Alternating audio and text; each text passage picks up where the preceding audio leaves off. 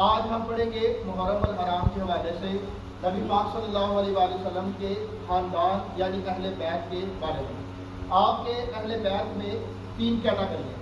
سب سے پہلے ازواج مطہرات یعنی نبی پاک صلی اللہ علیہ وآلہ وسلم کی بیویاں، وہ آپ کے اہل بیت میں شامل ہیں سب سے پہلے، اور اس پر سورہ احزاب 22 پارے کی آیات دلالت کرتی ہیں۔ اس کے بعد ہے آپ کی اولاد پاک، آپ کی بیٹیاں، آپ کے بیٹے، اور اسی طرح ایک دفعہ نبی پاک صلی اللہ علیہ وآلہ وسلم نے ایک چادر لی، اس چادر میں حضرت علی مرتضیٰ خاتون جنت سیدہ فاطمہ الزہرا سلام اللہ علیہا اور آپ کے دونوں نواسے حضرت امام حسن اور امام حسین کو اس چادر کے اندر کر کے آپ نے فرمایا کہ یہ میرے اہل بیت ہیں۔ یہ کون ہے؟ میرے اہل بیت ہیں۔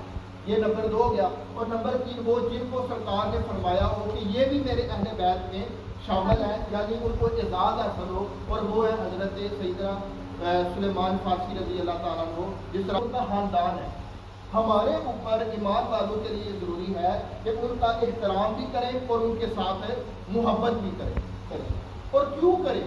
کیوں کہ ہمیں اللہ اور اللہ کے رسول نے اس طرح کرنے کا حکم دیا ہے۔ نبی پاک صلی اللہ علیہ وآلہ وسلم نے ارشاد فرمایا کہ اللہ کے ساتھ محبت کرو کیونکہ وہ تمہیں نعمتیں عطا فرماتا ہے، اور اللہ کی محبت کی وجہ سے میرے ساتھ محبت کرو، اور میری محبت میں میرے اہل بیت کے ساتھ بھی کرو، محبت کرو۔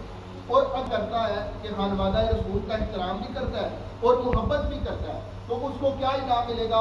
اس کے ساتھ اللہ بھی راضی ہوگا اور اللہ کا رسول بھی راضی ہوگا۔ وہ جس سے اللہ اور اللہ کا رسول راضی ہو وہ بندہ کہا جاتا ہے جنت، وہ کہا جاتا ہے، یعنی جنت جو ہے وہ خانوادہ رسول کی رضا میں پوشیدہ